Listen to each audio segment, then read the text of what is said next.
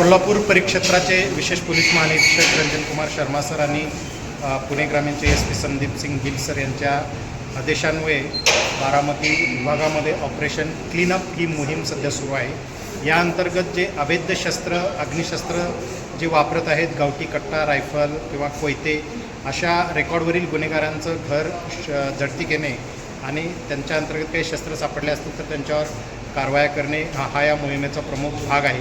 या अंतर्गत माळेगाव पोलीस स्टेशनमध्ये दिनांक 9 जून रोजी एक कारवाई करण्यात आली। त्यामध्ये एक गावठी कट्टा पकडण्यात आलेला होता। त्यामध्ये मोरे आणि गावडे असे 2 आरोपी निष्पन्न झालेले आहेत। आणि दिनांक 13 जून रोजी अक्षय तावरे नावाचा इसम सांगवीमधून ताब्यात घेतलेला आहे।